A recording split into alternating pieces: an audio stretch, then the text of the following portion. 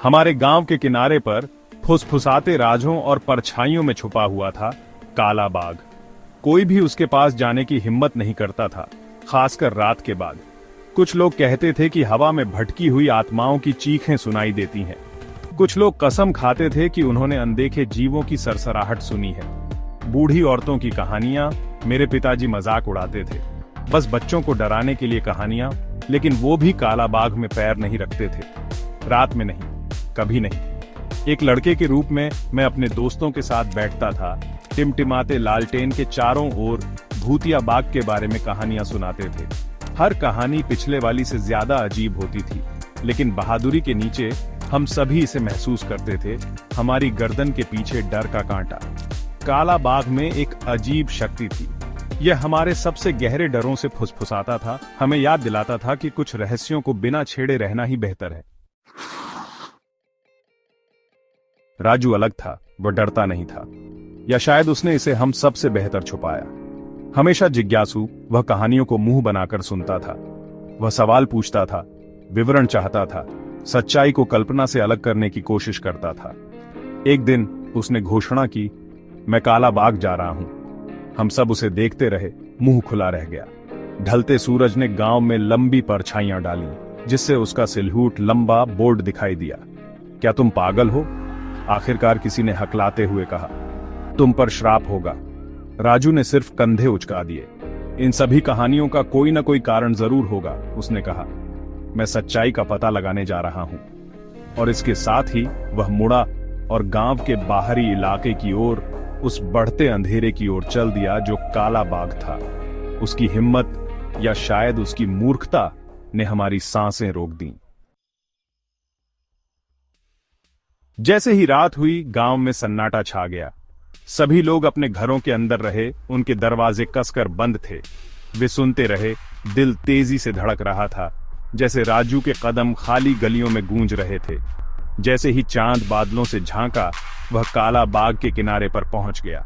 हवा भारी हो गई, सड़ते पत्तों और किसी और चीज की गंध से भरी हुई, कुछ प्राचीन और बेचैन करने वाली। उसने जंग लगे फाटक को धक्का दिया और अंदर कदम रखा। ऊंचा रास्ता अंधेरे में गायब हो गया। केवल उसकी खुद की धड़कन की आवाज थी। वह बाघ में और गहराई तक चला गया। उसका हाथ अपने चाकू की मूठ पर कांप रहा था। परछाई उसके चारों ओर मुड़ती और लहराती हुई प्रतीत होती थीं, खतरनाक आकार लेती हुई। फिर उसने यह सुना, एक धीमी कराह हवा में बहती हुई। ऐसा लग रहा था कि यह बाघ के बीच से कंकाल जैसी भुजाओं वाली शाखाओं वाले एक ऊंचे पुराने पेड़ के नीचे से आ रही है। राजू जम गया। उसके शरीर की हर मांसपेशी तनावपूर्ण हो गई।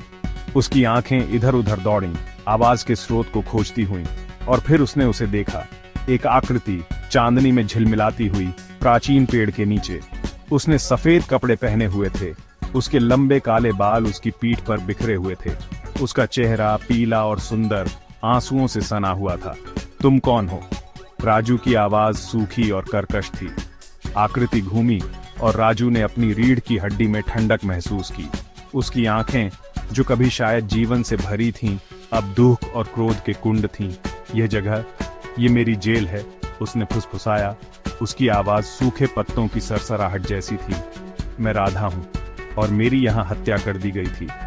राजू ने सुना, उसका डर दया में बदल गया, जैसे राधा ने अपनी कहानी सुनाई। वह एक खूबसूरत युवती थी, जीवन से भरपूर, लेकिन ईर्ष्या और छल ने उसकी मृत्यु का कारण बना। गांव वालों ने झूठे आरोपों से अंधे होकर उसकी जान ले ली और उसके शरीर को इसी बाग में फेंक दिया।